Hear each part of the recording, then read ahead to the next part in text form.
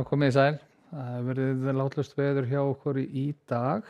líkt og undanfarna daga og hitatölur á svipuðum nótum. Náðum 15 stigum í dag í Húsafelli og fór sums staðar í 14 stig hér á Suðurlandi. En kannski ekki mikið sem að breytist hjá okkur til morguns. Við sjáum það að svona þrýstisviðið hjá okkur er í ákveðinni ládeyðu og verður það einnig á morgun. En síðan hillir undir breytingar þegar við komum fram á sunnudag og þá allar lægðir sem eru hér suðvestur í hafi að gerast eilítið í nærgöngulli og við fáum síðan norðanstreng inn yfir landið eftir helgi sem verður nú töluvert bit í. En á hitasviðinu sjáum við að við erum svona í svipuðum loftmassa og verið hefur og við finnum það til að mynda að þar sem vindur nær að blása eitthvað þá er lofthiti ekkit ýkja hár og þannig verður það á morgun áfram, svona viðbúið að verður svipaðar hitatölur hjá okkur en hér sjáum við síðan þróunina í kvöld og í nótt og á morgun við sjáum að svona kóðna niður þessar skúraleiðingar yfir landinu í nótt og síðan smá saman svona faraðar að birtast aftur þegar líður á morgundaginn og við fáum svona staðbundna skúrir sem sumar geta verið þó nokkur hressilegar og góða dembur svona á stöku stað. En klukkan 14 á morgun verður staðan á þessa leið. Við sjáum að hitatölur eru nú svona almennt séð svona frá 6 stigum og upp í 12 stig og ætli við fáum ekki þetta 14-15 stig líkt og í dag í innsveitum Suðurlands. Það er svona vænlegasti staðurinn kannski á morgun en góðir og langir sólakaflar víða land og vindur til þess að gera hægur áfram. En síðan smá saman svona þegar líður á sunnudag þá tökum við eftir því að það verður svona aðeins meira afgerandi vestlæg átt á landinu og það byrja að hrannast upp bæði ský og úrkomubakkar hér vestur af landi snemma sunnudags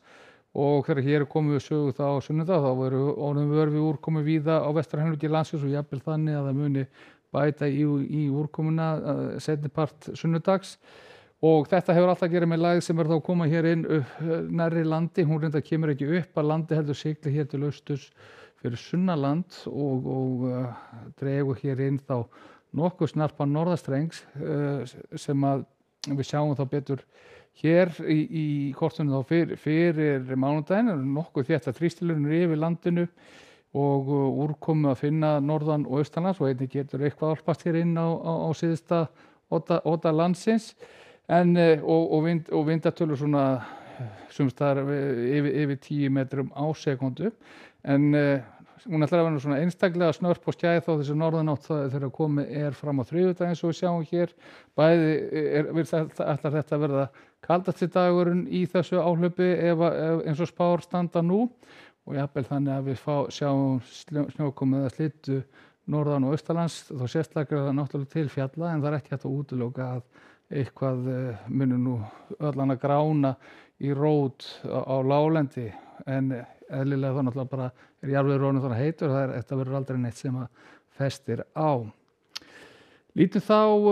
yfir til Evrópu og við sjáum að það lofa góðu veðrið í höfuðborgum Osloar eða Noregs, Danmerkur og Svíþjóðar á morgun, hiti nærri 20 stigum og sólríkur dagur svona víðast hvar á þeim slóðum. Og verður nokkuð svona risi og tíð bæði á Írlandi og Bretlandseyjum og verður það einnig á morgun og svona flatneskja í þrýstisviðinu yfir Evrópu og víða skúrir en hiti yfir 30 stigum á Ítalíu og í Róm og þá einnig við